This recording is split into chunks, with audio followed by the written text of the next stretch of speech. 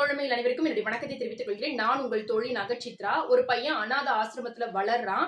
So அவனுக்கு cycle ஓட்டணும்னு ரொம்ப ஆசை. சோ அங்க இருக்கக்கூடிய ஒரு சைக்கிளை ஓட்டி பழகிக்கிறான் ஒரு வழியா.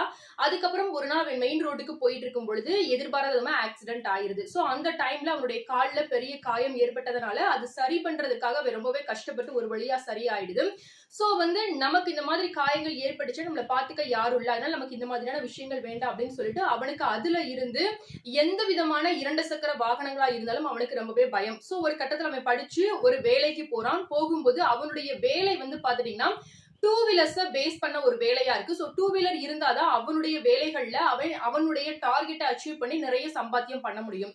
இருந்தாலும் கூட அவன் எனக்கு டூ வீலர்ஸ் எதுவுமே எனக்கு வேண்டாம், எனக்கு எவ்வளவு கிடைக்குதோ அது கிடைச்சா போதும் அப்படின்னு சொல்லிட்டு அவன் எந்த விதமான டூ வீலர்ஸ் அவன் ஹேண்டில் பண்ணாத காரணத்துல ரொம்ப கம்மியான சம்பளத்துல வேலை பார்க்கறான்.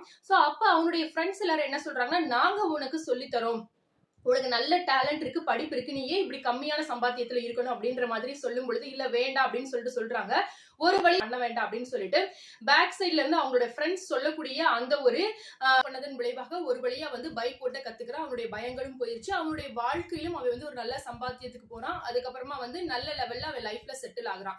சோ இதே போலதான் நம்முடைய வாழ்க்கையில நம்ம இதுக்கப்புறம் எதுவும் வேண்டாம் அப்படின்னு சொல்லிட்டு ஒரு டெசிஷன்ல இருப்போம். சோ இதுக்கப்புறமா நம்ம வாழ்க்கையில் என்ன நடக்குதுன்னே தெரியலையே அப்படின்னு நம்ம முழிச்சிட்டு இருக்க நேரங்கள்ல வாழ்க்கையின் வரங்கள்னு கூட சொல்லலாம். யாரோ எங்கிருந்தோ அது எந்த உறவின் முறைன்னு கூட சொல்ல முடியாது.